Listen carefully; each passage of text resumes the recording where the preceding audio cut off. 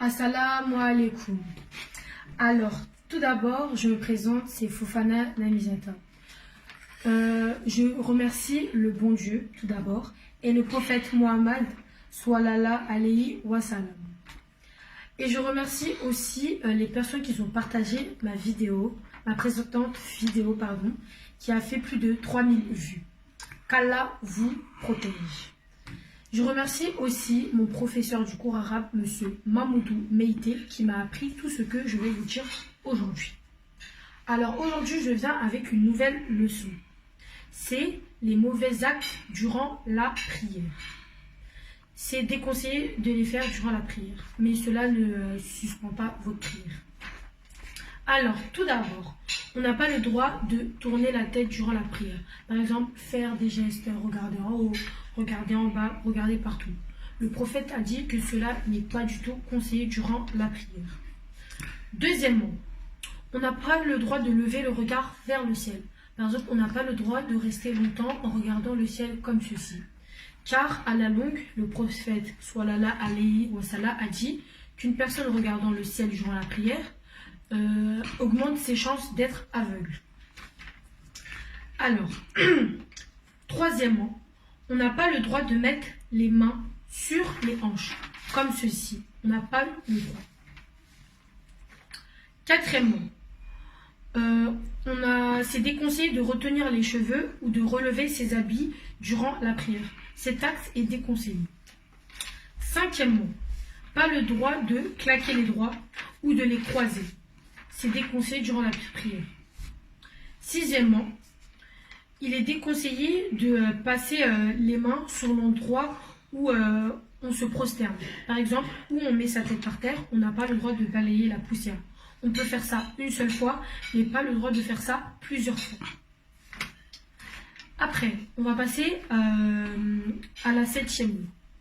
On n'a pas le droit d'être distrait durant la prière. Par exemple, on n'a pas le droit de penser à autre chose à part à Dieu et à la prière.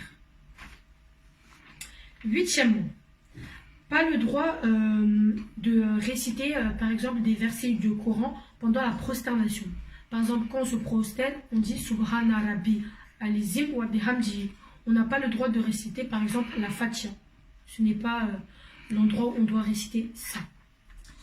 Neuvièmement, on n'a pas le droit de réprimer l'envie d'aller aux toilettes. Par exemple, si on a envie d'aller aux toilettes, on va avant la prière, ou si on a vraiment envie d'aller, on va directement. On ne dit pas, par exemple, après que je vais finir de prier, je vais aller aux toilettes. Non, on le fait avant. Dixièmement, c'est déconseillé d'accomplir la prière en présence d'un repas. Par exemple, si une personne a vraiment faim, elle doit d'abord manger et après aller prier. Sinon, pendant sa prière, elle va penser que à la nourriture et elle ne pourra pas se concentrer sur le bon Dieu. Après, onzièmement, c'est déconseillé de s'asseoir sur la plante des pieds. On n'a pas le droit de s'asseoir comme ça. Il y a une position spéciale à prendre quand on s'assoit par terre. Maintenant, je vais passer à la leçon suivante. Ce qui gâte la prière, ce qui fait que la prière n'est pas valable, que la prière s'annule. Premièrement, on n'a pas le droit de mal accomplir sa prière. Par exemple, on est obligé, durant la prière, de réciter des sourates, de réciter les soujous. On n'a pas le droit de rester droit comme ça et de rien faire. On doit réciter des sourates et faire des soujous. Deuxièmement, on n'a pas le droit de manger et de boire pendant la prière. C'est interdit. Troisièmement, on n'a pas le droit de parler dans la prière. À part si on parle de la prière. Par exemple, si on récite une sourate, ça on a le droit de parler. Mais on n'a pas le droit de parler d'autre chose que de la prière.